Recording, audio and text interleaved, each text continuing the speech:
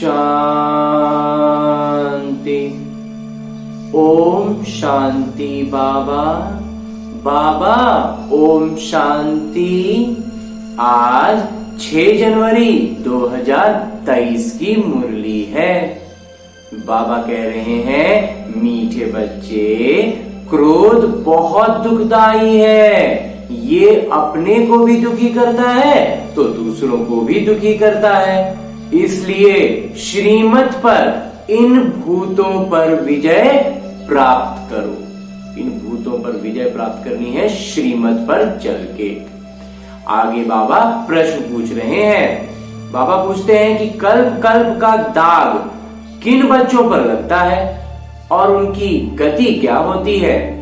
उत्तर बतलाते हैं बाबा कि जो अपने को बहुत होशियार समझते हैं, श्रीमत पर पूरा नहीं चलते, अंदर कोई ना कोई विकार गुप्त व प्रत्यक्ष रूप में है, उसे निकालते नहीं, माया घेराव करके रखती है। ऐसे बच्चों पर कल्प कल्प का दाग लग जाता है। उन्हें फिर अंत में बहुत पछताना पड़ेगा। वो अपने को अपना ही घाटा कर रहे हैं। गीत है, आज अंधेरे में है इंसान। ओम शांति।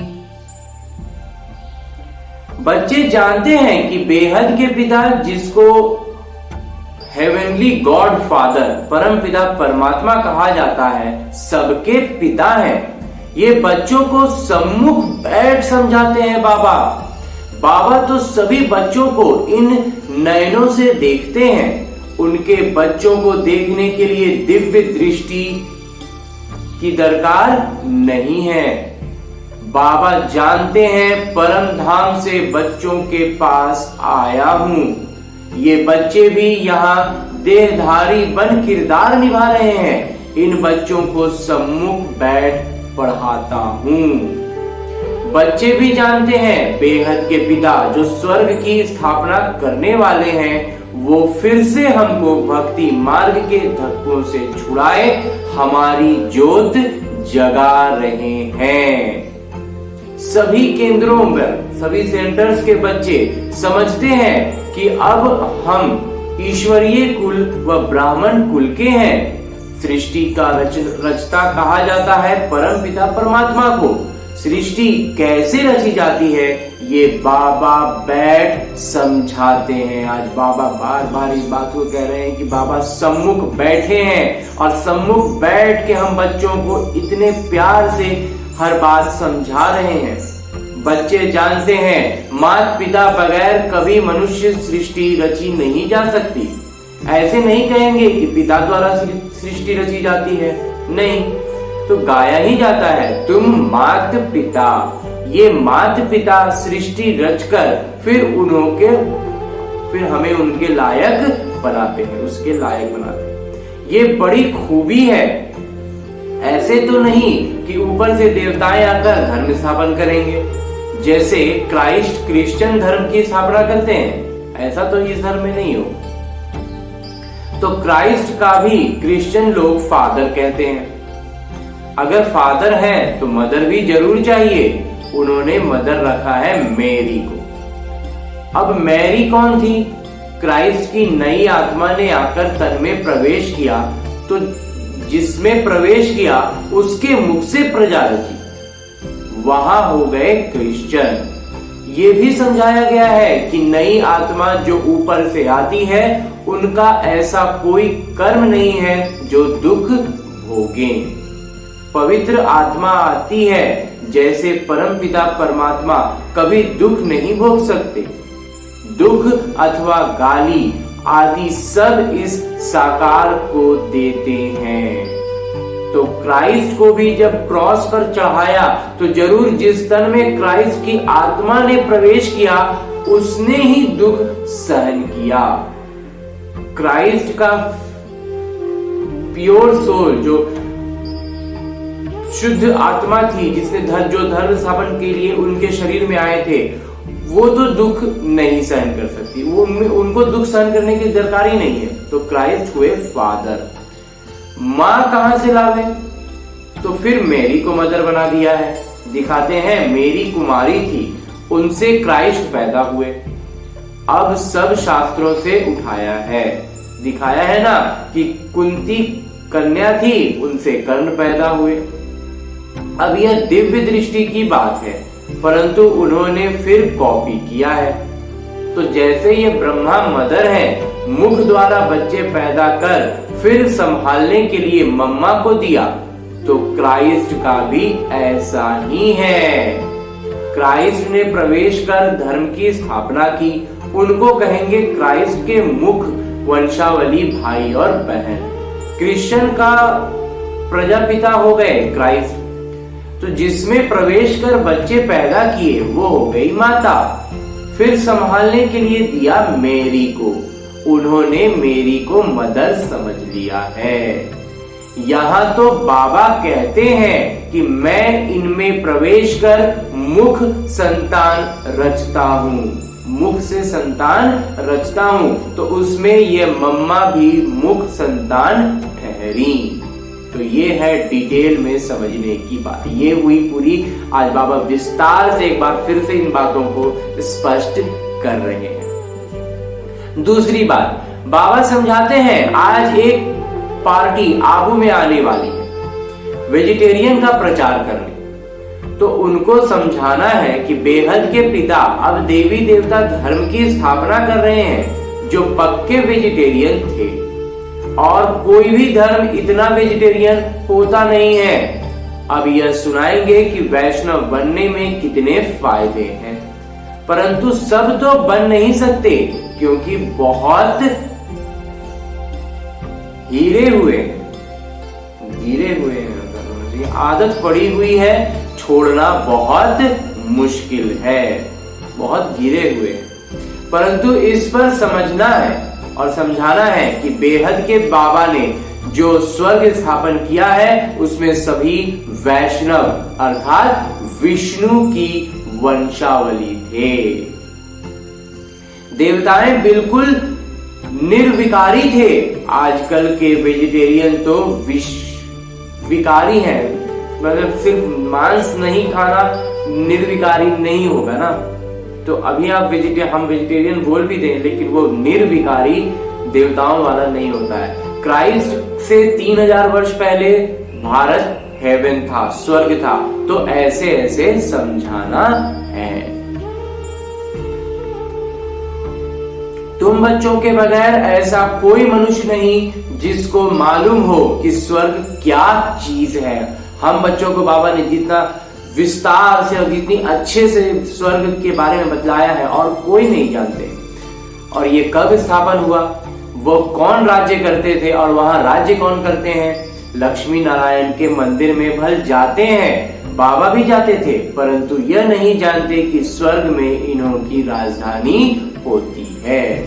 स्वर्ग में लक्ष्मी नारायण का राज्य था और लक्ष्मी नारायण यहाँ अभी संगम युग पर बनने का मौका है। ये सब बातें जब तक ज्ञान में नहीं आते हैं नहीं जान पाते, सिर्फ महिमा गाते हैं, परंतु उन्हों को किसने राज्य दिया कुछ भी पता नहीं है। अब तक बहुत मंदिर बनाते हैं क्योंकि समझते हैं लक्ष्मी ने धन दिया है, इसलिए दीपमाला पर व्यापारी लोग लक्ष्मी की पूजा करते हैं। इन मंदिर बनाने वालों को भी समझाना चाहिए, जैसे विदेशी आते हैं तो उनको भारत की महिमा बतानी चाहिए कि क्राइस्ट से 3000 वर्ष पहले भारत ऐसा वेजिटेरियन था, ऐसा कोई हो नहीं, जैसा कोई हो नहीं सकता। उनमें बहुत ताकत थी। गॉड गॉडेस देवी देवताओं का राज्य कहा जाता है। अब वही राज्य फिर से स्थापन हो रहा है। अभी ये जो संगम युग का समय है, अभी वही राज्य फिर से स्थापन हो रहा है। ये वही समय है। शंकर द्वारा विनाश भी गाया हुआ है, फिर विष्णु का राज्य होगा। बाबा द्वारा स्वर्ग का वर्षा लेना हो तो आकर ले सकते हो। रमेश उषा दोनों को सेवा का बहुत शौक है। ये वंडरफुल जोड़ा है, बहुत सेवा योग्य है। देखो नए नए आते हैं तो पुरानों से भी तीखे चले जाते हैं। आज बाबा मुरली में ये युगल होंगे जिनका नाम बाबा ले रहे हैं, रमेश और उषा, ये युगल में रहते हुए भी बहुत अच्छी सेवा कर रहे हैं और बाबा मुरली में उनकी चर्चा कर रहे हैं। बाबा युक्तियां बहुत बताते हैं, परंतु कोई ना कोई विकार का नशा है तो माया उछलने नहीं देती है। कोई में काम का थोड़ा अंश है, क्रोध तो बहुतों में है। कईयों में अभी काम विकार का भी सूक्ष्म स्तर पर बचा हुआ है और क्रोध तो खैर सब उसको सामाजिक उसको मोहर लगा दिए कि इतना तो रहना ही चाहिए। परिपूर्ण कोई बना ही नहीं है, बन रहे हैं। माया भी अंदर काटती रहती है। जब से रावण राज्य आरंभ हुआ है तब से इन चूहों ने कुतरना काटना शुरू कर दिया है। अब तो भारत बिल्कुल ही कंगाल हो गया है। माया ने सबको पत्थर बुद्धि बना दिया है। अच्छे अच्छे बच्चों को भी माया ऐसा घेरती है जो उन्हों को पता ही नहीं पड़ता कि हमारे कदम पीछे कैसे जा रहे हैं। हम छोटी छोटी बातों में कई बार ऐसा कहते हैं, पता नहीं ऐसे कैसे हो गया।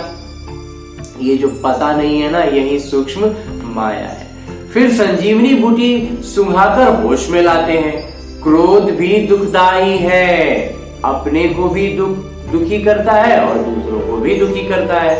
कोई में गुप्त है, कोई में प्रत्यक्ष है। किसी का सामने दिखाई पड़ता है, किसी का दिखाई तो नहीं पड़ता, लेकिन वो अंदर अंदर वो क्रोध में रहते हैं। कितना भी समझाओ समझते ही नहीं है।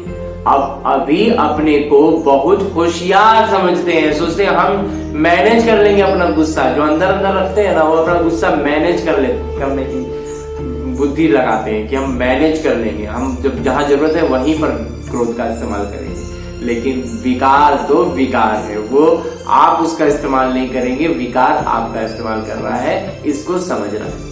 पीछे बहुत पछताना पड़ेगा, बाद में इसको बहुत पछताना पड़ेगा। जो खुद को होशियार समझते हैं और सोचते हैं मैनेज कर लेंगे, उसको संभाल लेंगे, तो वो पछताना पड़ेगा। कल्प कल्प का दाग लग जाएगा। श्रीमत पर चले तो भी फायदा बहुत है। खाली श्रीमत पर चलते रहे तो भी बहुत फायदा है, नहीं तो घाटा बहुत है।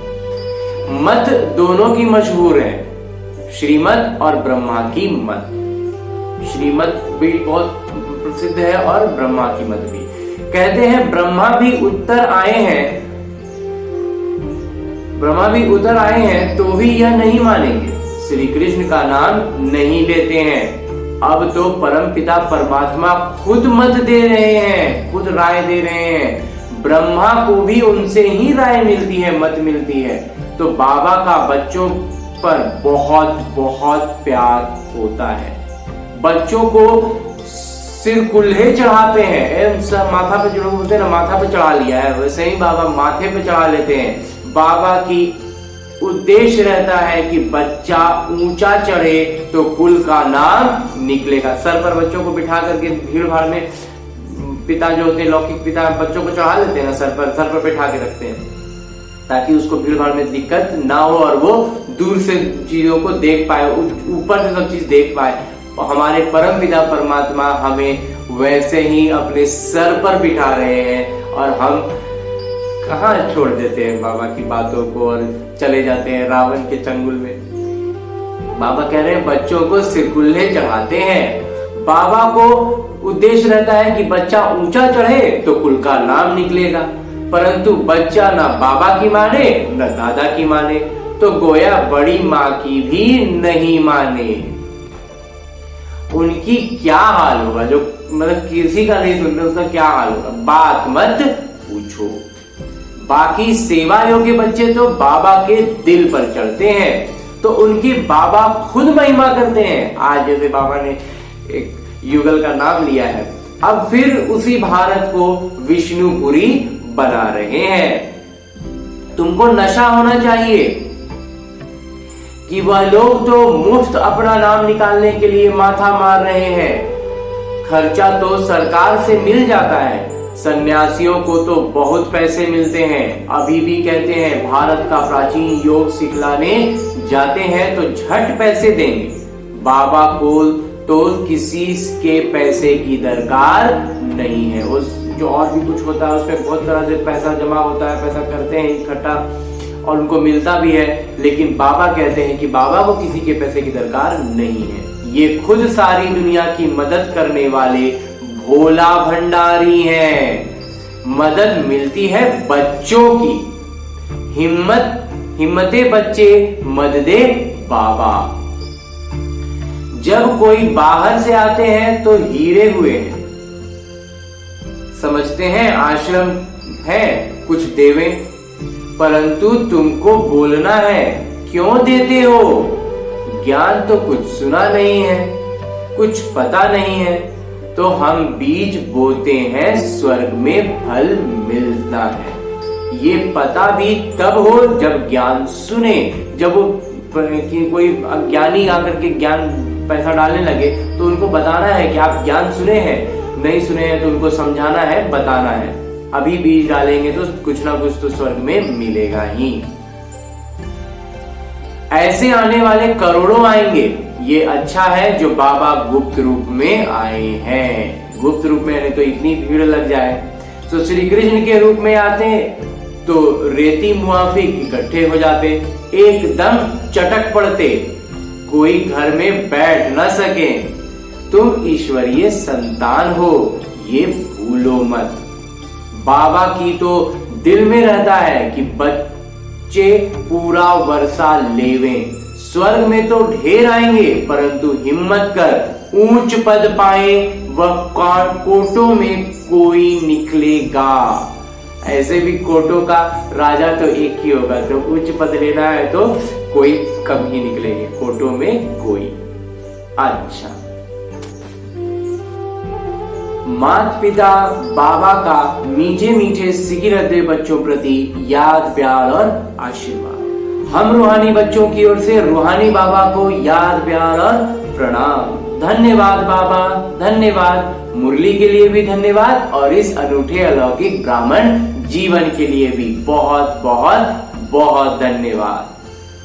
आगे है रात्रि मुरली जो 15 जून 1968 की है। इसमें आगे बाबा कह रहे हैं कि पास्ट जो हो गया, जो बात बीत गई, उनको दोहराने से, रिवाइज करने से जिनकी कमजोर दिल है तो उन्हों का दिल की कमजोरी भी रिवाइज हो जाती है। पुरानी बातों को अगर याद करेंगे तो जिनका जो कमजोरी है, जो बातें मतलब दुख वाली होंगी, वो उभर जाएंगी। इसलिए बच्चों को नाटक के पट्टे पर ठहराया गया है। मुख्य फायदा है ही याद से, तो याद से ही आयु बड़ी होती है। नाटक को बच्चे समझ जाएं तो कभी ख्याल न हो। ये जो पुरानी बातें याद करते हैं और उसमें अपनी कमजोरी, अपने दुख को याद करके दुखी होते हैं, बाबा कहते हैं उधर नहीं जाकर के नाटक का सारा किरदार समझने लगेंगे, बाबा की याद में रहेंगे, तो फिर ये समस्या भी समाप्त हो जाएगी। नाटक के इस समय ज्ञान सीखने और सिखाने का चल रहा है। ये जो समय है ये नाटक को समझने और समझाने का समय चल रहा है। फिर किरदार बंद हो जाएंगे, न बाबा का न हमारा किरदार रहेगा, न उनको देने का किरदार न हमारा लेने का किरदार होगा। ये नाटक ही मोटा मोटी एक तरह से खत्म हो जाएगा।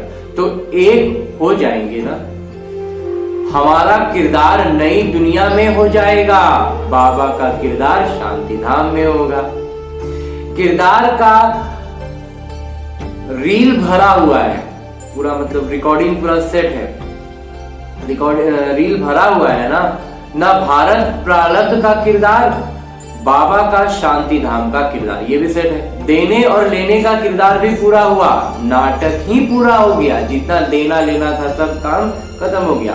फिर हम राज्य करने आएंगे, ये किरदार बदल जाएगा, ज्ञान रुक जाएगा, हम वह बन जाएंगे। अब ज्ञान लेने का काम रुक जाएगा, फिर हम तो ज्ञान का प्रारब्ध पाने लगेंगे। किरदार ही पूरा हो, बाकी फिर फर्क नहीं रहेगा। जब किरदार ही पूरा हो गया तो फिर फर्क क्या रह गया? बच्चों के साथ बाबा का भी किरदार नहीं रहेगा। जब बच्चों का किरदार हो गया तो फिर बाबा का भी किरदार खत्म हो जाएगा। बच्चे ज्ञान को पूरा ले लेते हैं तो उनके पास कुछ रहता ही नहीं है, न देने वाले के पास रहता है न लेने वाले में कमी रहती है, तो दोनों एक दूसरे के समान हो गए ना। अच्छा, बाबा ये कह रहे हैं कि बाबा देते देते पूरा भर देते हैं, तो फिर उनके पास, हमारे पास लेने के लिए फिर कुछ नहीं रह जाता, पूरा भर जाते हैं, तो फिर हम भी बाबा समान हो गए। इसमें विचार सागर मंथन करने की बुद्धि चाहिए। खास पुरुषार्थ है याद की यात्रा का। बाबा बैठ समझाते हैं। आज बाबा इस बात को कई बार दोहरा रहे हैं कि बैठ के हम बाबा समझा रहे हैं। सुनाने में तो मोटी बात हो जाती है, बुद्धि में तो सूक्ष्म है ना। बाबा मोटे मोटे तौर पर तो समझा देते हैं, लेकिन सूक्ष्म स्तर पर एकदम अंदर तह तक तभी जाएगा जब खुद का मंथन करेंगे। अंदर में जानते हैं शिव बाबा का रूप क्या है, समझाने में मोटा रूप हो जाता है, भक्ति मार्ग में भी बड़ा लिंग बना देते हैं। आत्मा है तो छोटी ना, ये है कुदरत, कहां तक अंत पाएंगे, फिर बाद में बेअंत कह देते हैं। तो बाबा ने समझाया है सारा किरदार आत्मा में भरा हुआ है, यही कुदरत है, अंत नहीं पाया जा सकता। सृष्टि चक्र का अंत तो पाते हैं, रचयिता और रचना के आदि मध्य अंत को तुम जानते हो। बाबा ज्ञानवान है, फिर भी हम पूर्ण ज्ञानी बन जाएंगे, पाने के लिए कुछ रहेगा नहीं। बाबा सागर है, लेकिन हम सागर से जितना भर सकते हैं उतना भर लेंगे, भरने के लिए फिर कुछ बचेगा नहीं। बाबा इनमें प्रवेश कर पढ़ाते हैं, ये है बिंदी। आत्मा का व परमात्मा का साक्षात्कार होने से खुशी थोड़ी ही होती है। मेहनत कर बाबा की याद करना है तो विकर्म विनाश होंगे। बहुत सी आत्माओं को लगता है कि बाबा का साक्षात्कार करेंगे, साक्षात्कार, बाबा कहते हैं कि आत्मा परमात्मा का साक्षात्कार हो भी गया तो उससे खुशी थोड़ी मिलेगी। खुशी तो तब मिलेगी जब पुरुषार्थ करेंगे, निरंतर बाबा की याद में रहने का अभ्यास हो जाएगा। तब हर काम को करते समय जब बाबा की याद में करेंगे ना तो अलग ही तरीके से काम होगा और वो खुशी देगा। वो काम करने का तरीका, वो याद में रह करके जीवन जीने की जो कला होगी वो खुशी देगी। मेहनत कर बाबा को याद करना है तो और इससे फिर विकर्म भी विनाश होते जाएंगे तो हल्के बनते जाएंगे। बाबा कहते हैं मेरे में ज्ञान बंद हो जाएगा तो तेरे में भी बंद हो जाएगा। तो ज्ञान ले ऊंच बन जाते हैं, सभी कुछ ले लेते हैं, फिर भी बाबा तो बाबा है ना। बाबा से सब कुछ मिल जाएगा लेकिन फिर भी परमात्मा पिता जो है वो पिता ही रहेंगे। तुम आत्माएं आत्मा ही रहोगे, बाबा होकर नहीं रह सकते, हम परमात्मा नहीं बन सकते। ये तो ज्ञान है, ये समझने की बात है। तो बाबा बाबा है, बाबा पिता है, बच्चे बच्चे हैं। ये सभी विचार सागर मंथन कर गहराई में जाने की बातें हैं। ये भी जानते हैं कि जाना तो सभी को है, सभी चले जाने वाले हैं, बाकी आत्मा जाकर रहेगी। सारी दुनिया ही खत्म होनी है, इसमें निडर रहना होता है, निडर बन के रहना है, पुरुषार्थ करना है निडर हो रहने का।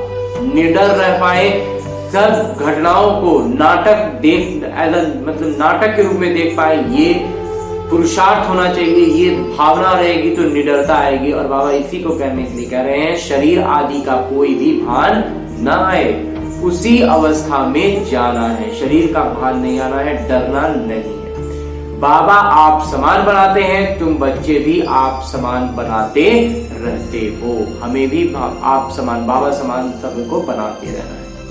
एक बाबा की याद रहे ऐसा पुरुषार्थ करना है।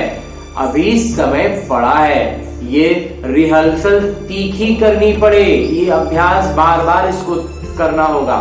अभ्यास नहीं होगी तो खड़े हो जाएंगे, मतलब खड़े रह जाएंगे। अभ्यास अगर नहीं हुआ, ये अभ्यास की चीज है, इसको समझना है। टांगे थिरकने लग पड़ेंगी और हार्ट फेल अचानक होता रहेगा। मतलब जब जो परिस्थिति आएगी उसके अनुसार हमारी स्थिति होने लग जाएगी। ये नहीं हो, इसका अभ्यास करना होगा छोटी छोटी, अभी की छोटी छोटी परिस्थितियों से। इसके बाद बाबा कहते हैं कि तमो प्रधान शरीर को हार्ट फेल होने में देरी थोड़े ही लगेगी। जिनका शरीर तमो प्रधान होगा उनका हार्ट फेल तुरंत होगा। जितना अशरीरी होते जाएंगे, बाबा को याद करते रहेंगे तो नजदीक आते जाएंगे। योग वाले ही निडर रहेंगे। योग से शक्ति मिलती है ना, तो ज्ञान से धन मिलता है। बच्चों को चाहिए शक्ति, तो शक्ति पाने के लिए बाबा की याद करते रहो। बाबा है अविनाशी सर्जन। वह कभी पेशेंट नहीं बन सकते, वो कभी भी रोगी नहीं बनेंगे, वो सर्जन है। अभी बाबा कहते हैं तुम अपनी अविनाशी दवाई करते रहो। हम ऐसी संजीवनी बूटी देते हैं जो कभी कोई बीमार न पड़े। सिर्फ पतित पावन बाबा को याद करते रहो तो पावन बन जाएंगे। देवताएं सदैव निरोगी बन पावन है ना।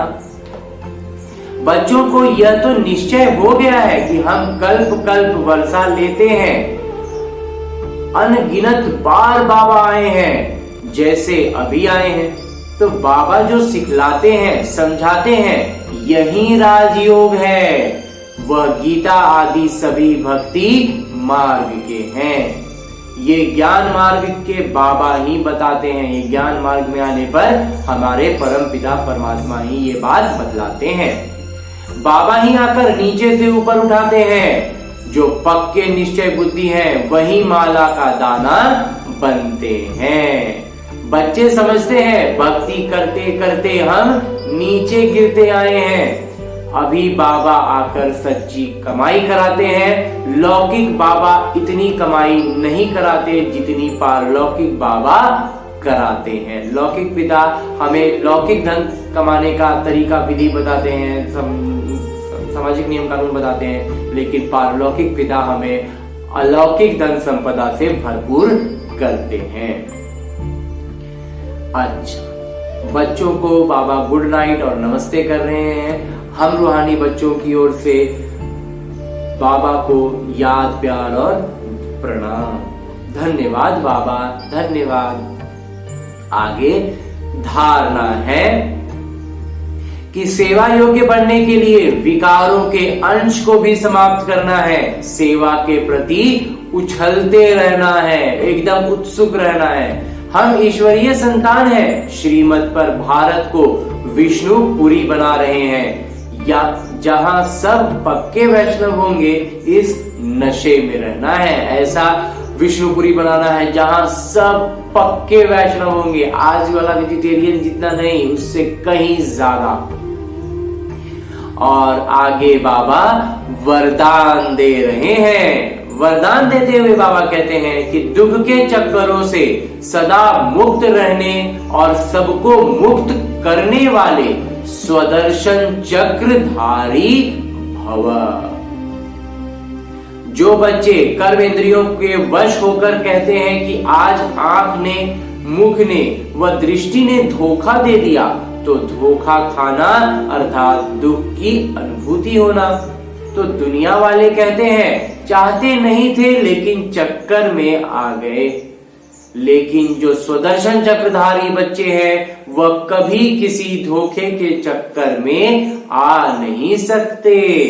वो तो दुख के चक्करों से मुक्त रहने और सबको मुक्त करने वाले मालिक बन सर्व कर्म इंद्रियों से कर्म कराने वाले हैं।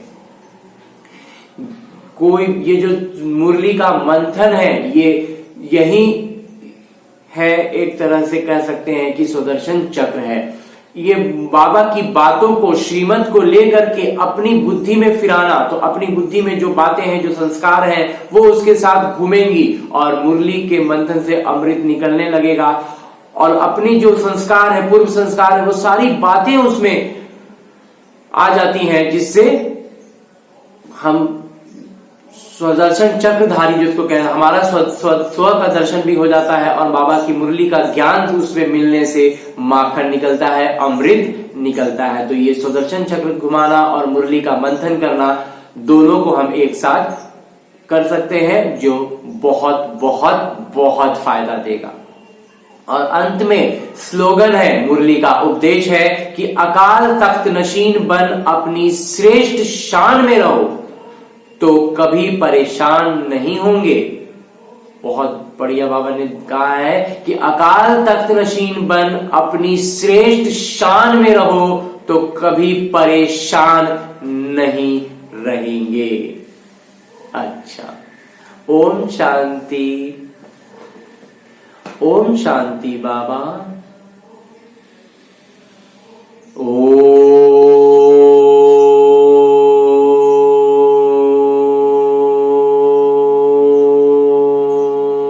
शांति।